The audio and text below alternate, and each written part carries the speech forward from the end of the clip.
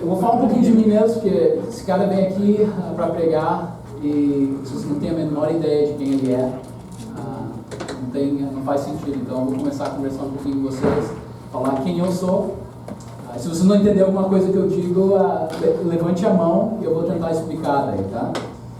Meu nome é Rodrigo Bender, Rodrigo de Carvalho Bender, assim, não poderia ser um problema aqui para vocês. Toda vez que eu vou numa igreja de americano, eu tenho que ser chamado de Rod Bender, né? Porque é mais fácil para eles entenderem. Mas eu estou aqui nos Estados Unidos desde 2003.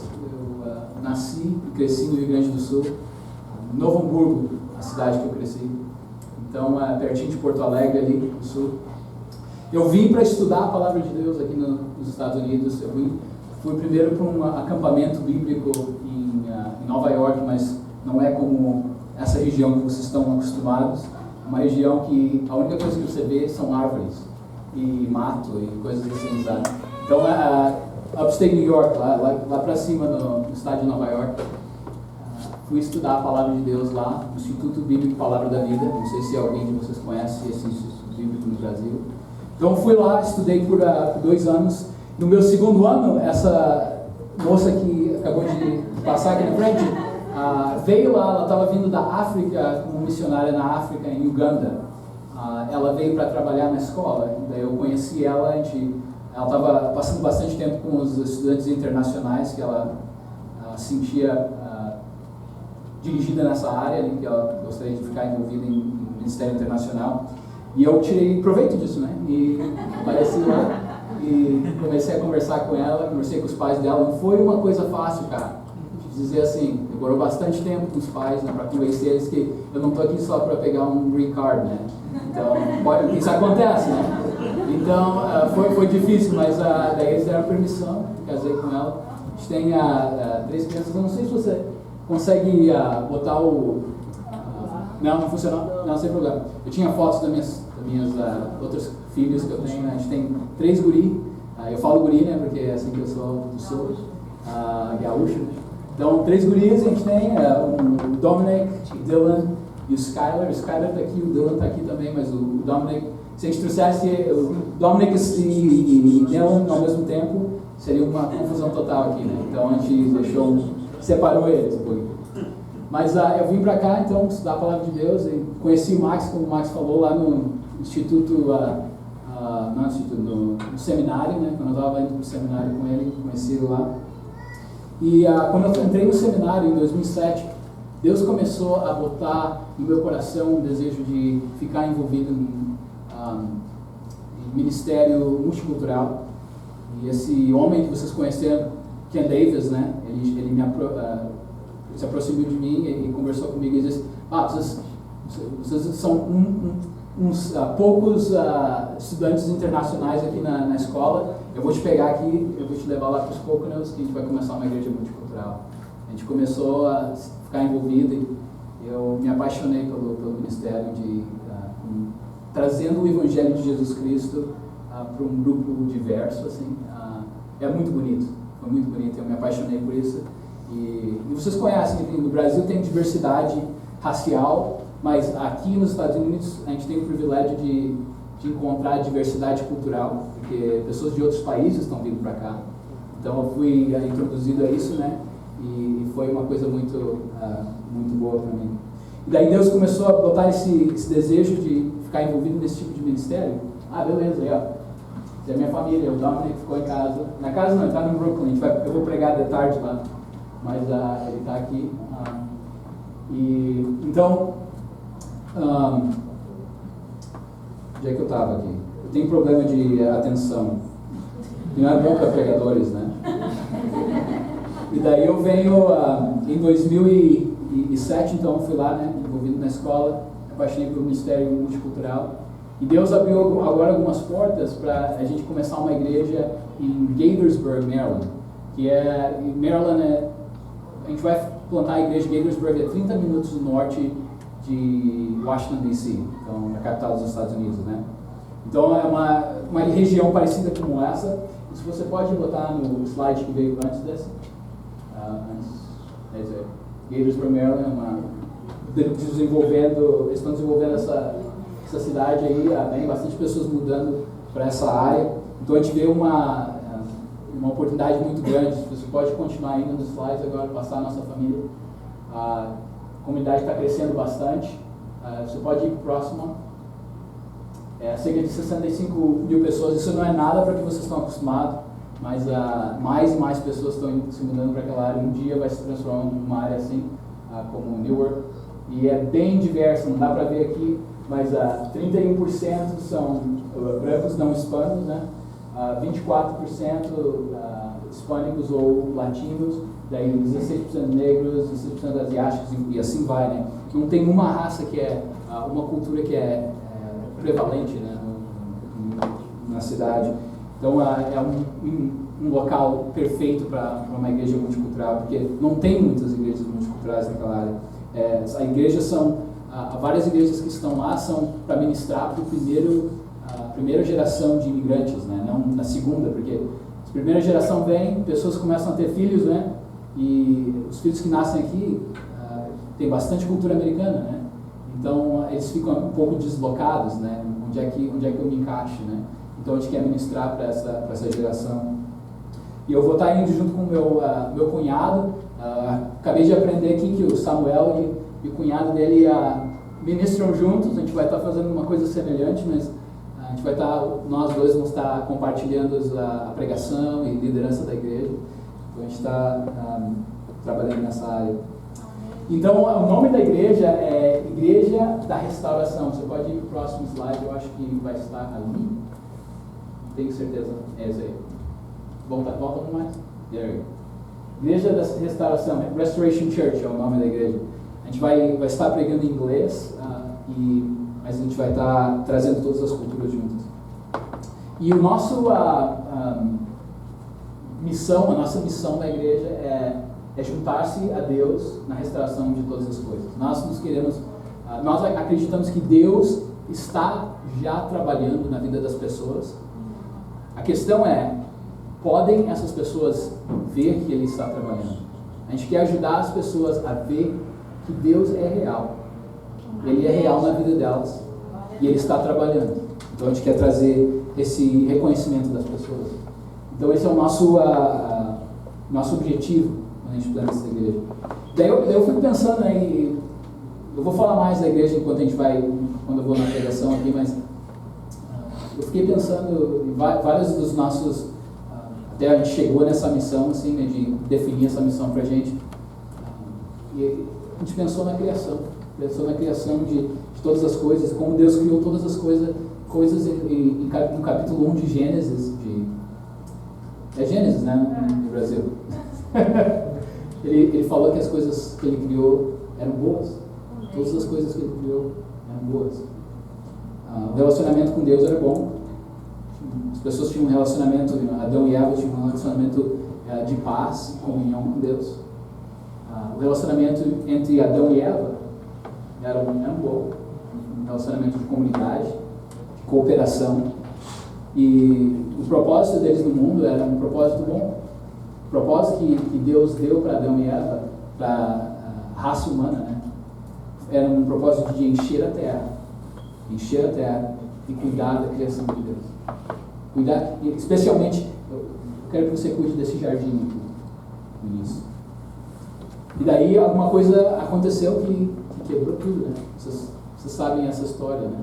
Que todas as coisas vieram a ser quebradas por causa da desobediência do homem para com Deus. E a comunhão de Deus, então, virou desconfiança.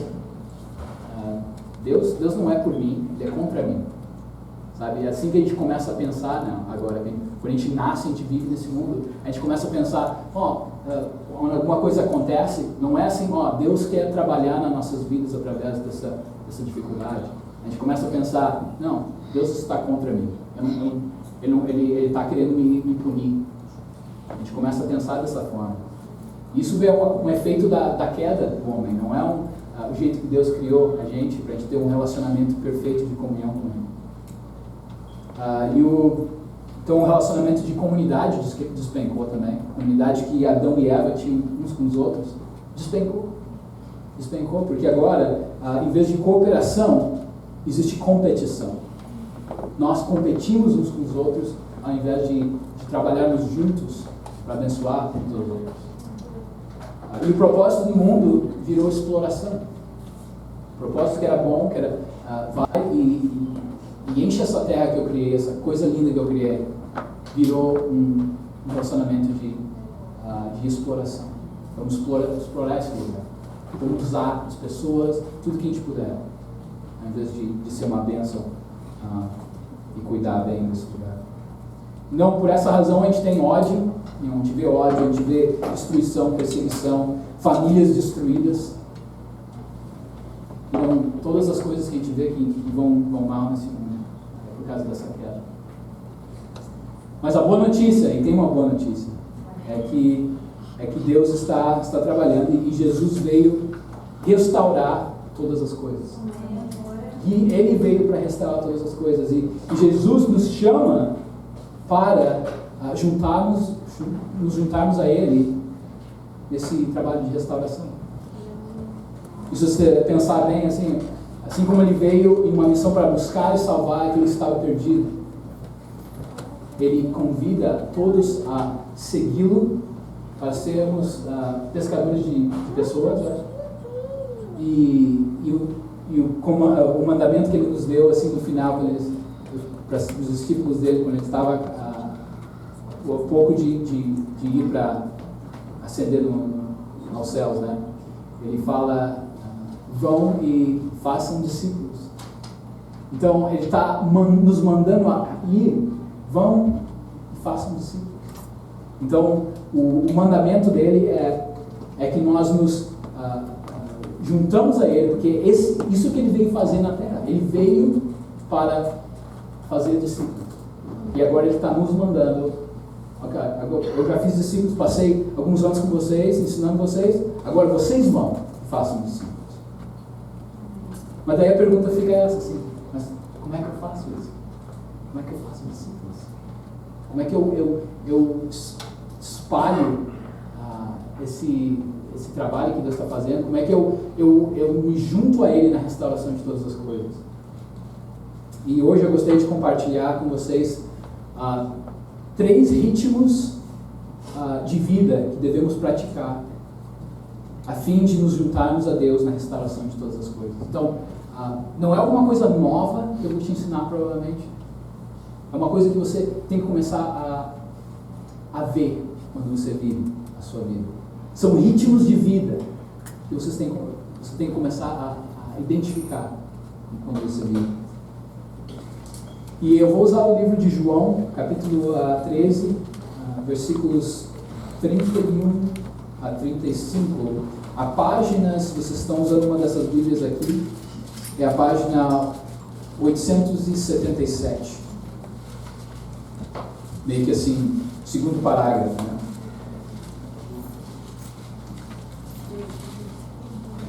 E antes de eu ler essa passagem, deixa eu só te falar um pouquinho do que tem acontecido aqui. Jesus, você se lembra que ele estava sempre caminhando com os 12 discípulos dele, né? E várias pessoas se juntavam depois, mas ele tinha um foco especial com esses 12 discípulos que ele ensinava e discipulava, né? E daí ele está caminhando com eles, né, por esses anos todos. Daí, no final, quando ele está prestes a ser morto, né? A ser crucificado, assassinado.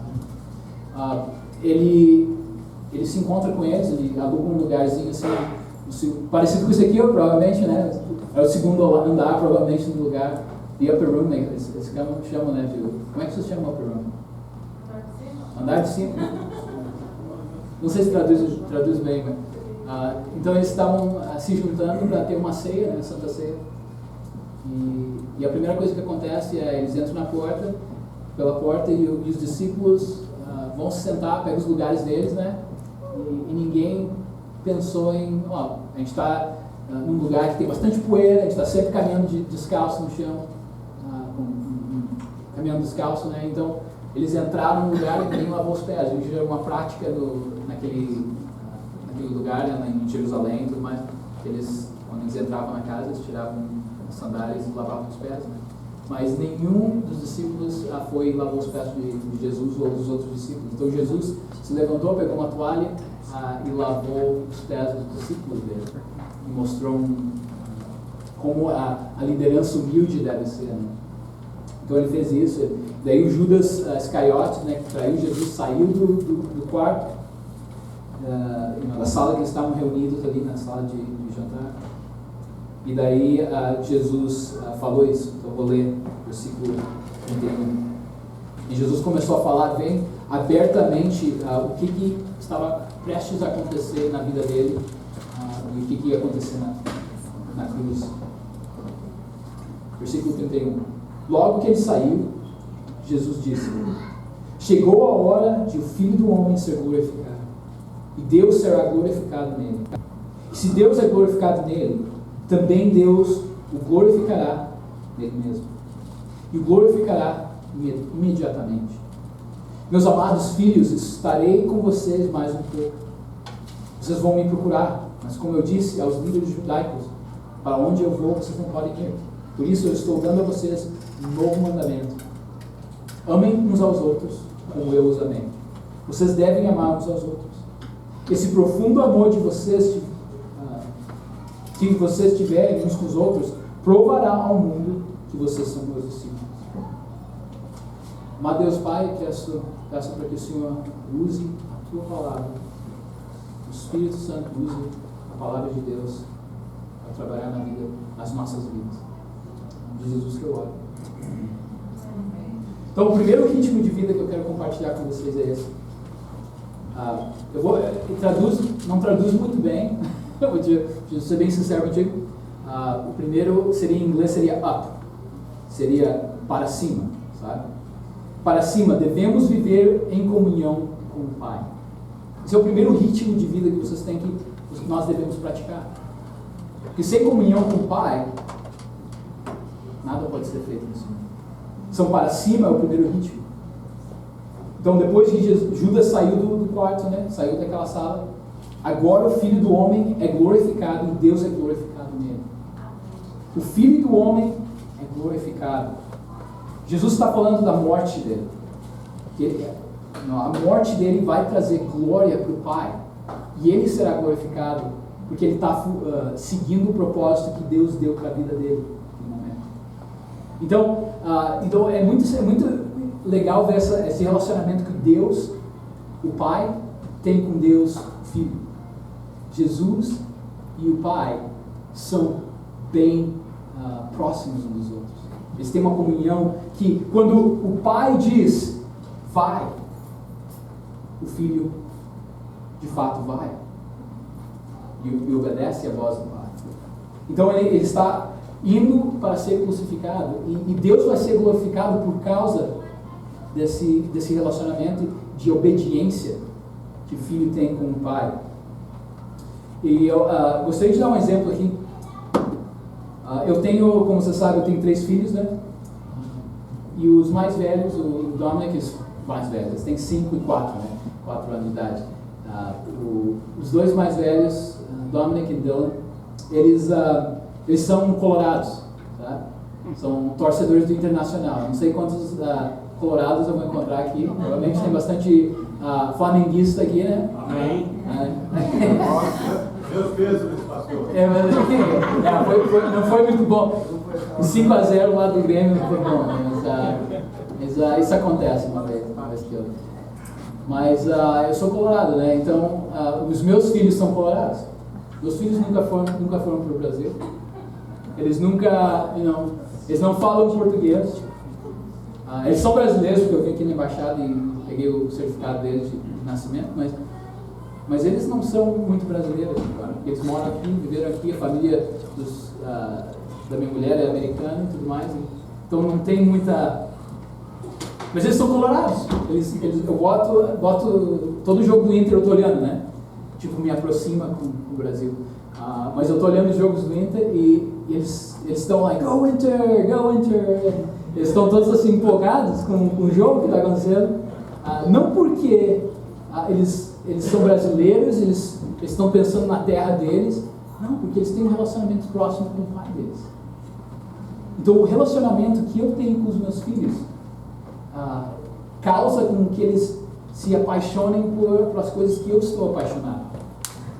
Então, tem essa proximidade entre nós que traz semelhanças.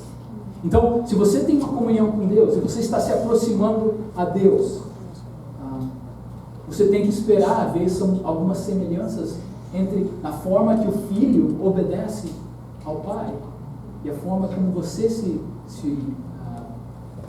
obedece ao pai, sabe? Então, nós devemos aprender com Jesus como fazer isso. E isso que eu encorajo a vocês, observem o que ele faz, o que Jesus faz. É muito, duas formas, né? Observe o que Jesus faz e repita. É fácil como isso. Observe o que Jesus faz e repita. Então eu encorajo a vocês a começar a ler os evangelhos. A vida de Jesus está ali. Toda a palavra de Deus é importante. Mas se você quer começar a observar o que Jesus faz e como ele obedece ao Pai, comece a ler os evangelhos e repita. Repita o que Jesus está fazendo. Algumas coisas você provavelmente não vai poder fazer sem ressuscitar os mortos, alguma coisa assim. Mas, hey, várias coisas que Jesus faz você pode fazer. Escute e obedeça a voz dele também. E esse exemplo aqui talvez não funcione muito bem, porque a gente está interessado em outro tipo de futebol. Mas se vocês conhecem o Tim Tebow, que tem aqui nos Estados Unidos, várias pessoas falam dele. Ele é um crente jogador de futebol americano, que até hoje ninguém entende, né? Que eu não entendo quando eu falo com os americanos, futebol, o que você está falando aí? Futebol aqui, cara. Mas ele teve agora um treinamento que ele fez e ele contratou alguém para ajudar ele a arremessar a bola melhor, que não é muito bom arremesso, né? Daí alguém que sabia como fazer isso muito bem, contratou ele, me ajuda aqui, para me treinar a fazer isso melhor. Então, Jesus, quando a gente aprende da palavra, se a gente está indo para a palavra de Deus, como o Tim Tebow precisava de um treinador ajudando ele a melhorar o arremesso dele, nós precisamos do treinador Jesus para nos ajudar a viver uma vida de santidade. Então, nós precisamos estar na palavra de Deus, e João 15, João 15, 5, 8 e 10, né? Olha uma mistura aqui que eu fiz. Vou ler para vocês. Eu sou a videira, vocês são os ramos. Isso é Jesus falando. Se alguém permanecer em mim e eu nele, esse dará muito fruto. Pois sem mim vocês não poderão fazer alguma coisa. Meu Pai é glorificado pelo fato de vocês darem muito fruto. E assim serão meus discípulos. Como o Pai me amou, assim eu os amei. Permaneçam no meu amor. Se vocês obedecerem aos meus mandamentos, permanecerão no meu amor. Assim como tenho obedecido aos mandamentos do meu Pai, e em seu amor permaneço. Então Jesus está nos dando um exemplo de obediência, e a nossa obediência causa a glória de Deus. Quando nós obedecemos a Deus, Deus é glorificado na nossa vida. Vocês vão descobrir que a sua disposição para juntar-se a Deus na restauração de todas as coisas está diretamente relacionada com o tempo que você gasta em comunhão com Ele. Mas o segundo ritmo de vida é esse. Então o primeiro é para cima, né? Comunhão com Deus. O segundo é desenvolver um ritmo que é para dentro. Mas não para dentro como para dentro de si, mas para dentro da comunidade que Deus está começando. Devemos viver em comunidade com a família de Deus. Então o primeiro ritmo é ritmo de devoção a Deus, comunhão com Deus. O segundo ritmo é um ritmo de comunhão com a família de Deus. Tem muito crente aqui nos Estados Unidos, em qualquer lugar no mundo provavelmente, que acha que passar tempo com as pessoas de Deus não é importante. Você acha que eu posso ter meu relacionamento pessoal com Deus, mas não acho que é importante ter um relacionamento em comunidade. Mas a comunidade é vital. Jesus morreu pela igreja, entende isso? Jesus morreu para criar a igreja dele, né? Então, ele chama a igreja dele, um dia ele vai vir para buscar a igreja dele. Ele chama a igreja de sua noiva, né? Então, Jesus se importa com a igreja. E a igreja, só para vocês terem uma ideia, né? São as pessoas, vocês sabem isso, né? A igreja são as pessoas, não é um prédio bonito, uma construção bonita. São as pessoas que são as pedras dessa igreja que Deus está construindo. Então, a igreja é importante. Isso que ele fala em verso 33 ali de capítulo 13. Meus filhinhos, eu vou estar com vocês apenas mais um pouco. Vocês procurarão por mim. E como eu disse aos judeus, agora digo a vocês: para onde eu vou, vocês não devem ir. Um novo mandamento dou a vocês: amem uns aos outros, como eu os amei. Vocês devem amar uns aos outros. Então, Jesus tem esse relacionamento bem próximo com a comunidade que ele está criando, com os discípulos que ele está cultivando ali. Ele chama eles de meus filhinhos. Então, um relacionamento de pai e filho, quase, entre Jesus e os discípulos dele. Então, ele se importava tanto com eles que ele está dando uns aconselhamentos para eles aqui. Hey, isso vai acabar de acontecer aqui em algumas horas. Isso vai acontecer. Eu vou ser crucificado. Ele não está falando geralmente, não está falando naquelas palavras específicas, mas ele está dizendo: eu vou morrer daqui a pouco, eu vou deixar vocês. E a minha ida vai fazer com que vocês se sintam um pouquinho órfãos. Vocês vão se sentir órfãos a dor, um pouquinho. Então, ele está dando esse encorajamento para eles aqui, ó. Não fiquem, fazendo a minha tradução aqui, né, pessoal. Não fiquem escondidos no canto, chorando a minha ida. Eu vou voltar, não se preocupe, eu vou voltar. Mas amem uns aos outros.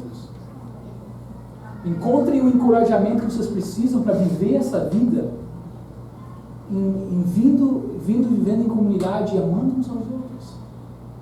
Isso vai fazer com que vocês possam se encorajar a continuar a caminhada que eu comecei aqui com vocês. Amem uns aos outros.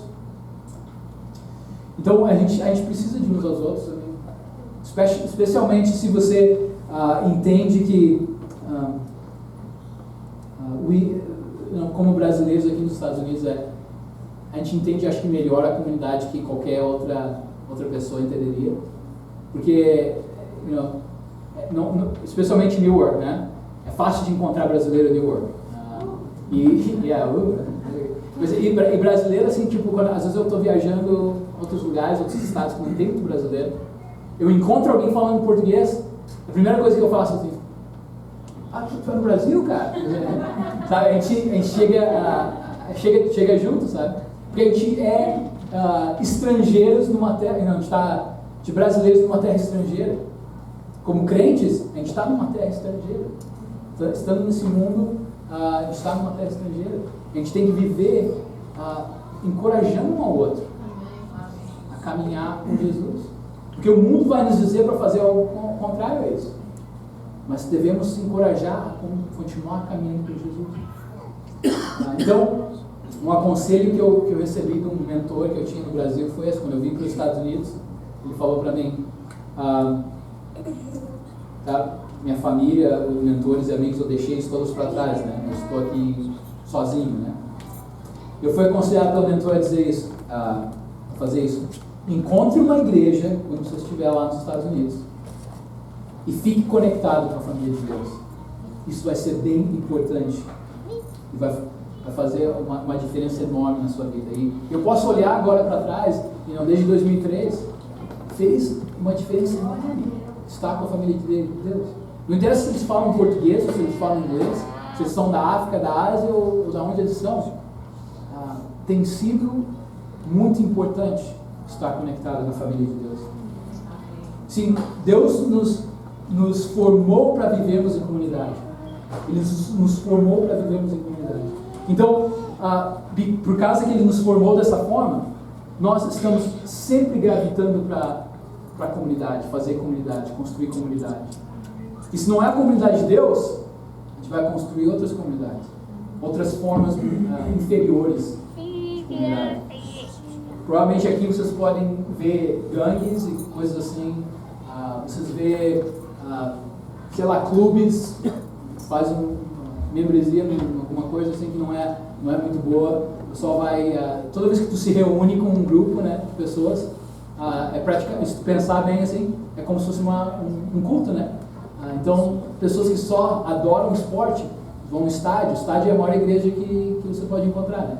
Eles estão adorando o esporte ao invés de adorar o Deus vivo, né? Então, todas as vezes que nós somos criados para a comunidade, então todas as vezes que não estamos nos conectados com a comunidade de Deus, e não estou dizendo para se isolar do mundo, porque isso não é importante, não é o que eu estou falando. Eu estou falando que vocês devem conectar com a família de Deus, porque quando você não está conectado, você vai procurar em formas inferiores de comunidade um tipo de conexão, e não vai ajudar você a crescer em santidade. Então é importante estar com a família de Deus. Agora, quando vocês começam a viver em comunidade, existem riscos. Não sei se você já notou isso. O risco de viver em comunidade com outras pessoas que na comunidade de Deus. E esse é um dos valores que nós temos em Restoration Church, que é Authentic Relationship. Nós queremos cultivar relacionamentos autênticos. Nós queremos que pessoas, quando eles não estão se sentindo bem sobre alguma coisa que aconteceu, nós queremos que eles venham e sejam abertos sobre o que está acontecendo no coração deles. A gente não pode adivinhar, né? A gente quer ser aberto, a gente quer encorajar a conversa. Devemos conversar sobre essas coisas.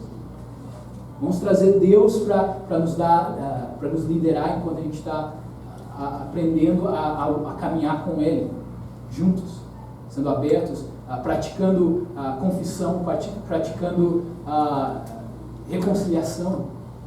É importante que estejamos abertos ao que está acontecendo.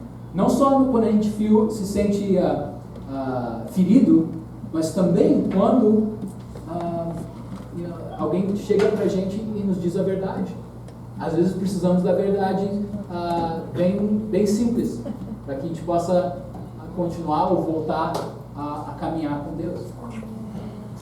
Então há um risco, há um preço, e o preço é a presença.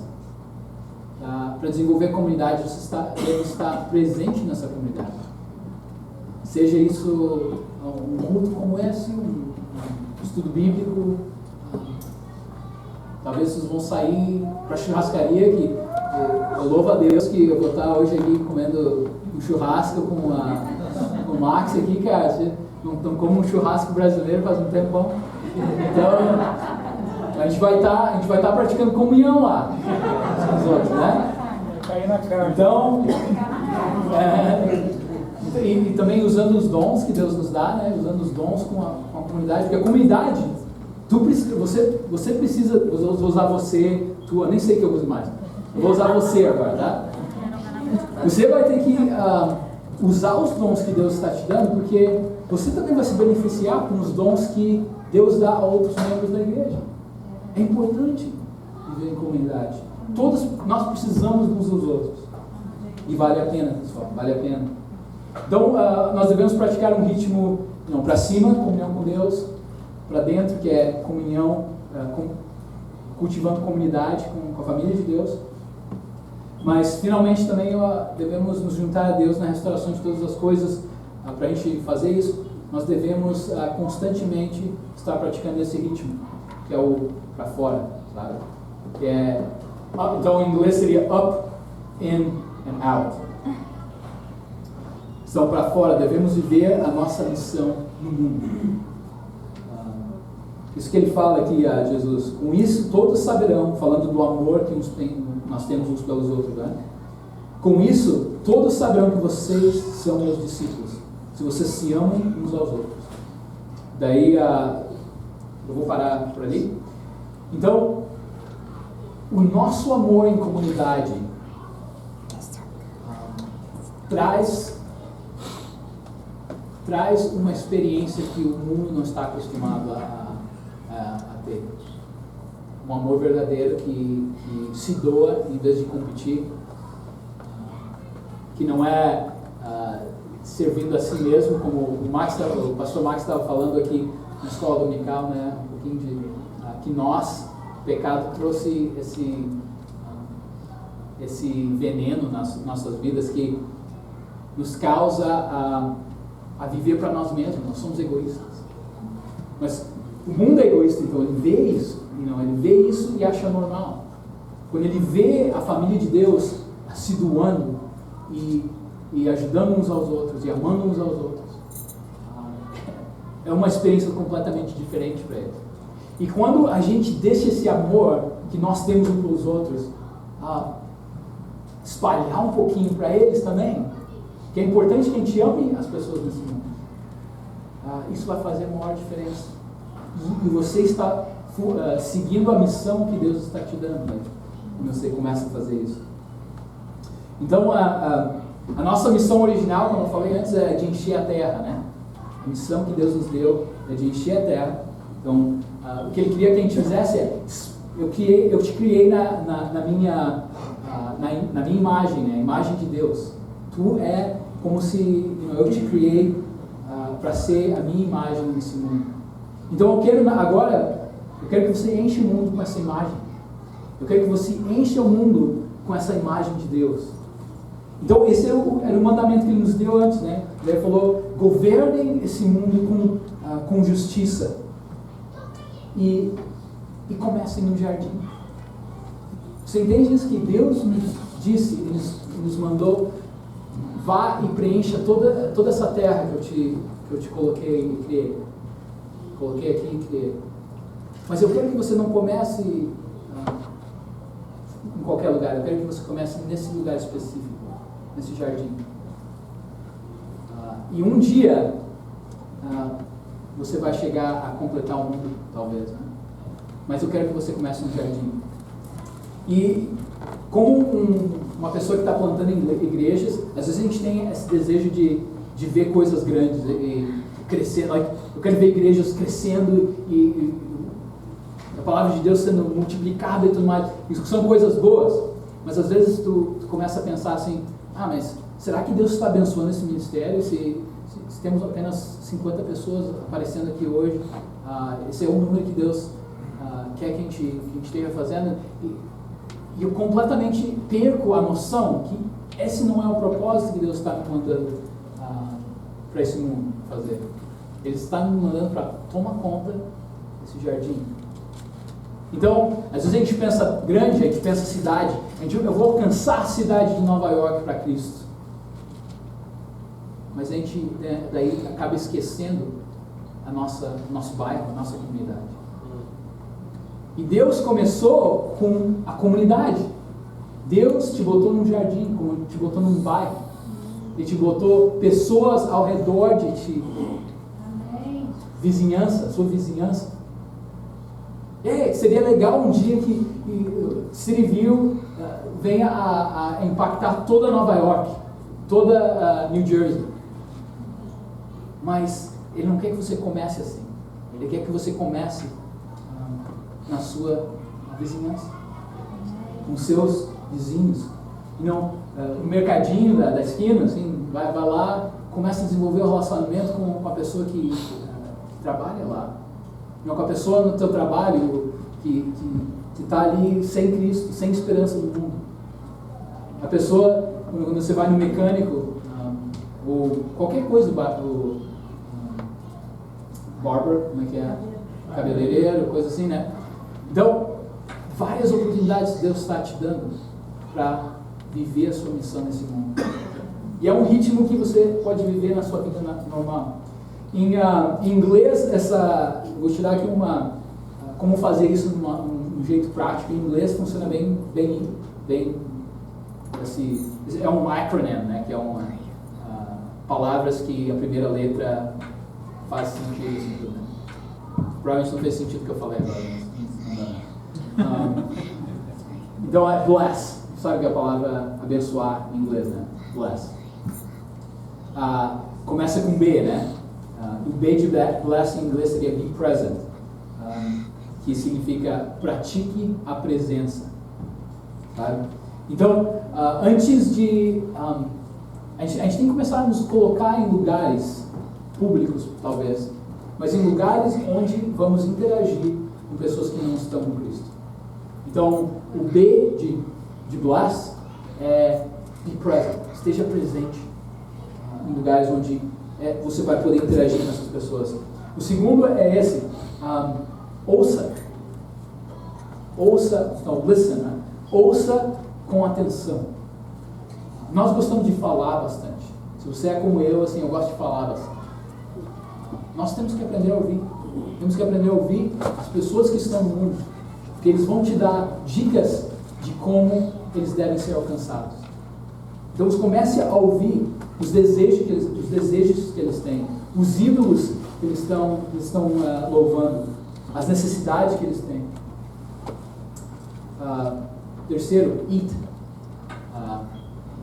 Coma, jante, né? Então, agradecendo o Max ali pelo almoço, mas você não faz ideia, e provavelmente você faz ideia, a importância que tem hospitalidade.